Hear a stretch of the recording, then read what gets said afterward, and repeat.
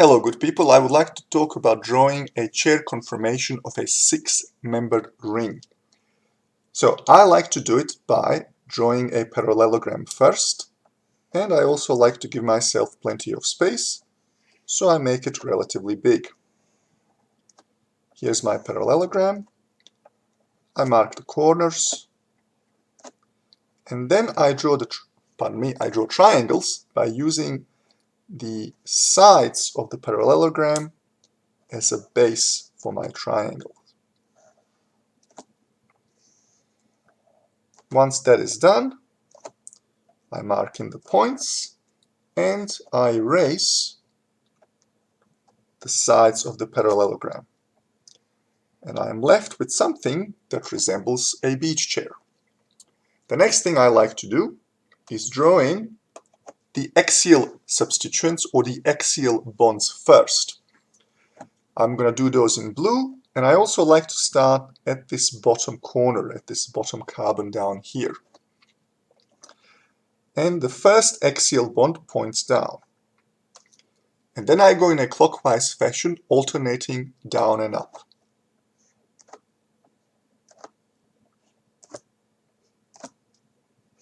Alright, now I need to join my equatorial bonds. I'm going to do those in red.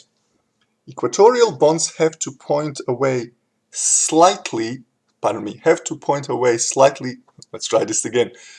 slightly point away from the axial bonds. What do I mean by that? Well, if we look at this carbon here, the axial bond is pointing down, so the equatorial bond has to point away up, but only slightly. Something like this. And you notice that way we establish a sort of a tetrahedral shape. And then once again I go around the ring.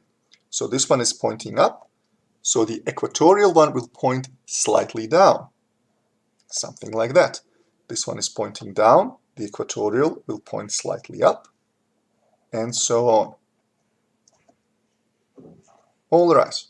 Now if this were a cyclohexane, I would draw in my hydrogens and I would be done. However, if I'm looking at drawing a carbohydrate, say beta-glucose, I need to do some other things first. Recall that when we draw a chair conformation of a carbohydrate, of a sugar, the convention is that the oxygen goes in the upper right corner. In other words, it will go over here. Alright. So that means I need to erase some things. I will not have these bonds, and I need to erase the corner a little bit so that I can place my oxygen there. And I will do that in orange. So there's my oxygen. The next thing I like to do is I like to number my carbons. 1, 2, 3, 4, 5. And where does the sixth go? Well, the sixth one is the terminal carbon. The terminal carbon that also carries an alcohol group. And in case of beta-glucose, it goes up here on the equatorial bond. Okay. What do I like to do next? Well, the next thing I like to do is draw in the alcohol substituents. In case of beta-glucose, all of the alcohol substituents are on the equatorial positions. So on the red bonds. I draw those in. Finally, I draw in the hydrogens, which in case of beta-glucose are all on the axial positions. And I'm done. So this is beta-glucose. Why is it beta-glucose? Well, the convention is this. If the alcohol on the anomeric carbon, carbon number 1, is pointing in the same direction as this terminal carbon with the alcohol group, then we have a beta version of the sugar. If they're pointing in the opposite directions, then we have the alpha version of the sugar. Alright, now I understand this is a somewhat long method of drawing a chair conformation, so now I'm going to show you a quick and dirty way of doing it as well.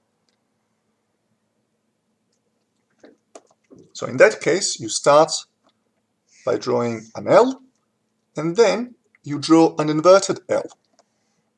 Something like that. You connect the corners, you mark your points, and then you repeat the process by drawing in the axial bonds first in an alternating fashion, and then drawing in the equatorial bonds.